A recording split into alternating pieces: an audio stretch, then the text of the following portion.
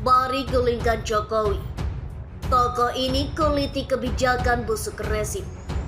Lingkaran setan ini harus kita potong dan akhiri. Oligarki yang diperkaya memang akan bisa membiayai pilpres dan menjadikan seseorang sebagai presiden, tetapi setelah itu semua kebijakan negara harus menguntungkan dan berpihak kepada mereka. Lingkaran setan ini harus kita potong dan kita akhiri. Rakyat sebagai pemilik kedaulatan tidak boleh kalah oleh oligarki yang menempel dan berlindung di balik kekuasaan.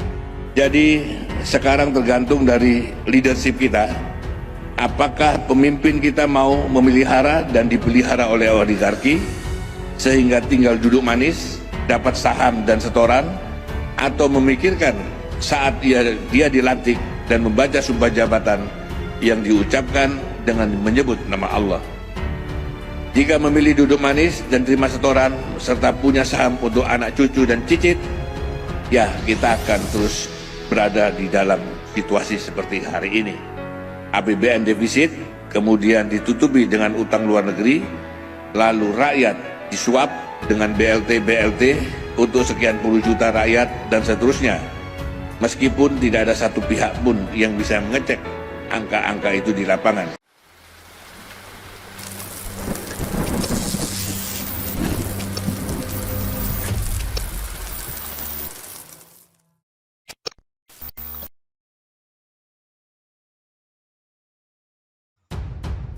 Dilansir dari Snack Video, user mengunggah postingan di laman akunnya. Oligarki yang diperkaya memang akan bisa membiayai pilpres dan menjadikan seseorang sebagai presiden. Rakyat sebagai pemilik kedaulatan tidak boleh kalah oleh oligarki yang menempel dan berlindung di balik kekuasaan. Lingkaran setan ini harus kita potong dan kita akhiri. Tetapi setelah itu semua, kebijakan negara harus menguntungkan dan berpihak kepada mereka oligarki. Postingan tersebut mendapat banyak komentar dari warganet. Betul sangat Pak, potong aja Pak, hingga ke akar-akarnya Pak, kata Bang Seno. Pemilu kemarin aja rakyat yang menang, tapi dicurangi oleh penguasa, kata Sumartini. Kami masyarakat Aceh keturunan Arab siap mendukung Pak Anies Baswedan menjadi presiden Indonesia, supaya membasmi komunisme di muka bumi Indonesia, kata Asnawi. Rezim terburuk sepanjang sejarah. Wajib dipotong rezim Jokowi, amburadul, gak jelas aturan yang gak pernah rakyat, kata Fauzi Irbani.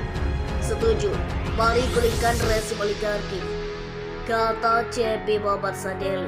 Semoga Anies Baswedan bisa menjadi presiden Indonesia, kata Listio. Setuju Pak, terus berjuang demi bangsa Pak, merdeka, kata Yusuf. Kalau sampai PDIP berkuasa lagi, bisa hancur negeri ini. Mana bisa makmur rakyat kalau cuma sembunyi di perut buaya, ujar Abdullah Fikri. Dari mana aja Pak, ayo maju Pak. Setuju, mari kita gulingkan oligarki. 2024, pilih presiden yang jujur dan amanah, kata Hemi Indrayanti. Yang Anda bicarakan sangat benar Pak, tapi apakah Bapak bisa, kata Juita. Semoga rakyat Indonesia menjadi pemenangnya, kata Supeno. Walah, semua harga pajak dan lain-lain dinaikkan hanya mau buat pilpres, duitnya bangkai, kata Pawan Berduri. Hidup Pak, saya sangat setuju, setuju. Mari kita lawan oligarki dan para buzzer, ujar Muhammad Atar.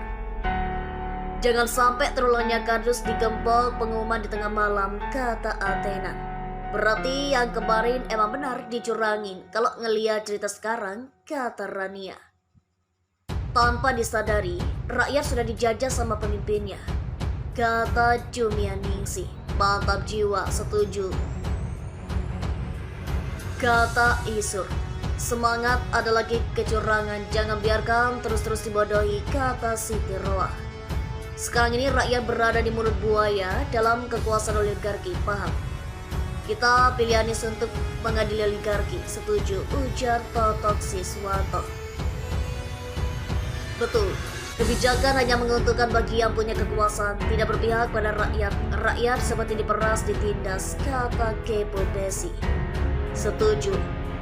rezim diskriminatif, rakyat harus cerdas, Lampung dukun Anies untuk memotong oligarki, kata Asmi. Pemerintah terburu sepanjang sejarah RI, masuk G20, tapi BBM dinaikkan. Pertumbuhan ekonomi bagus, tapi BBM dinaikkan. Itu kan artinya zalim sekali. Dulu era Soekarno hapus penjajahan, sekarang hapus kezaliman, kata Herman. Betul Pak, semoga mereka yang tutup mata sampai saat ini agar dibukakan matanya yang disilaukan oleh pembangunan-pembangunan yang tidak bermanfaat banyak untuk rakyat, kata Herman. Rapatkan barisan, lengserkan penguasa yang zalim, ujar Wan Cili. Ya penting seluruh rakyat harus bersatu, kata Oman. Bangun dari mimpi, lihat kenyataan dan mari bersatu melawan oligarki. Karena kalau tidak kita lawan, maka mereka akan semenang-menang. Pemilu 2024 harus kita awasi bersama agar tidak terjadi penipuan, kata Yusuf. Sulitnya rakyat Indonesia yaitu mereka mau menggadaikan diri dan kehidupan mereka kepada orang-orang yang memperoleh mereka untuk mencapai tujuan politiknya dengan bermulut manis dan mengiming-imingkan sesuatu. Tutupnya lagi. Oligarki yang menjadikan seseorang jadi presiden akan menyetir presiden tersebut sesuai dengan keinginan mereka. Sehingga presiden tersebut hanyalah boneka bagi oligarki, kata Yusuf. Setuju. Kalau rakyat gak bersatu, susah. Karena partai yang berkuasa sudah menyiapkan uang-uang buat pemenangannya dengan curang. Ayo, rakyat jangan mau diiming-iming uang pilih presiden yang berpihak ke rakyat, sadar, kata Tirushil. Karena masih ada pengkhianat yang penting mereka terima uang, ujar Ishak Tayyip. Mantap, Lanyala Ura, sangat setuju. Setuju Pak, bubarkan, kata Edi. Menurut saya kalau Pak Anies yang jadi presiden, barulah bisa semua dikondisikan. Tapi sepanjang masih lingkaran PDI, saya orang percaya, ujar Hasan Basri. Harusnya begitu Pak. Tadi pertanyaan saya, kalau di era sekarang siapa yang bisa memotong lingkaran ini Pak? Kata Hasan Basri.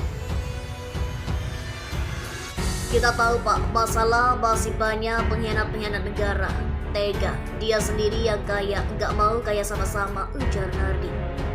Rakyat betul-betul harus buka mata, buka telinganya. Jangan lagi mau dikadali salah melakukan tidak memilih pemimpin, ujar Edi Yusnedi.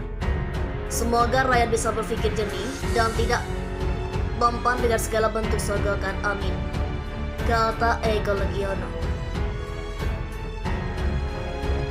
Mohon pada pihak terkait, pihak yang berwajib dan pihak yang bersangkutan untuk mengklarifikasi kebenaran berita ini. Kami hanya melansir dan memberitakan, Andalah yang memutuskan.